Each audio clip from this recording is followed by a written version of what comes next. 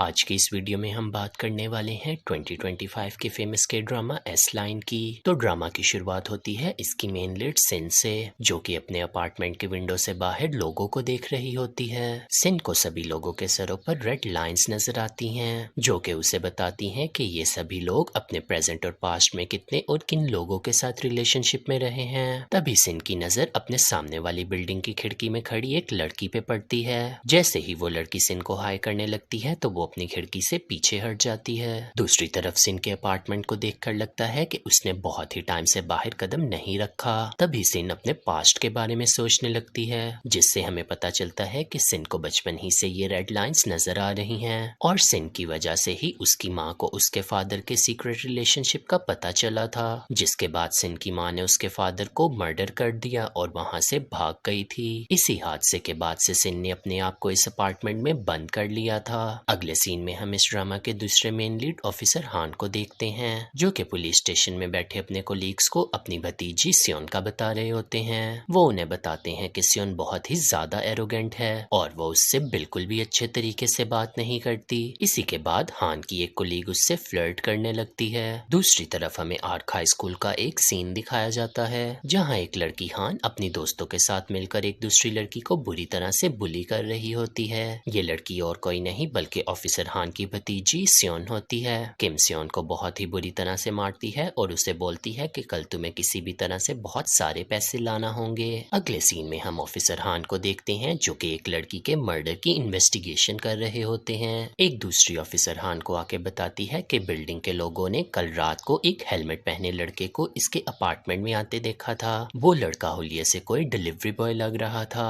अगले सीन में ऑफिसर हान और ऑफिसर दोंग बैठे इसी केस को डिस्कस कर रहे होते हैं। दोंग हान को कहता है कि उसे इस मर्डर का मोटिव बिल्कुल समझ नहीं आ रहा, क्योंकि ना तो उसने किसी किस्म की कोई चोरी की है और ना ही उसने इस लड़की को असॉल्ट किया है। तभी हान उसे इस डिलीवरी बॉय के बारे में और इन्फॉर्मेशन इकट्ठी करने को बोलता है। अगले सीन में हम सिन को देखते हैं, जो कि टीवी पर इसी मर्डर की न्यूज को देख रही होती है। न्यूज रिपोर्टर के पीछे सिन हेलमेट पहने एक लड़के को देखती है, जिसे देखकर सिन बहुत ही ज्यादा हैरान हो जाती है, क्योंकि उस लड़के के सिर पर सिर्फ एक ही रेड लाइन होती है, जो कि बहुत ही ज्यादा रेयर है। तभी सिन अपनी खिड़की से हेलमेट पहने एक आदमी को सामने वाली बिल्डिंग में एंटर होते देखती है, जिसे देखकर सिन घबरा जाती है और पुलिस को कॉल करती है। लेकिन बाद में सिन को पता चलता है कि ये लड़का और कोई नहीं बल्कि उसी की बिल्डिंग के सामने वाले अपार्टमेंट में रहने वाली लड़की का बॉयफ्रेंड है, जिसके बाद सिन कॉल कट कर देती है। अगले दिन सियोन स्कूल से छुट्टी कर लेती है, जिसकी वजह से किम बहुत ही ज्यादा नाराज होती है। किम अपनी दोस्तों के साथ मिलकर सियोन का लॉकर खोलती है और वहां पड़ी सभी चीजों को खराब कर देती है। जैसे ही ऑफिसर हान घर आता है तो सियोन उससे पैसे मांगती है। हान अपने वॉलेट में से सभी पैसे निकालकर सियोन को दे देता है, लेकिन सियोन उससे पूछती है कि आप मुझे और पैसे कब देंगे, जिसपे हान उससे पूछता है कि तुम आज स्कूल क्यों नहीं गई और तुम्हारे चेहरे और बाजू पे ये चोट के निशान कैसे हैं। ये सब सुनकर सियोन बहुत ही गुस्सा हो जाती है और अपने कमरे में चली जाती है। तभी हान को ऑफिसर दोंग की कॉल आती है, जो कि उसे ये बताता है कि उसके सामने वाली बिल्डिंग की एक लड़की ने रात को फोन किया था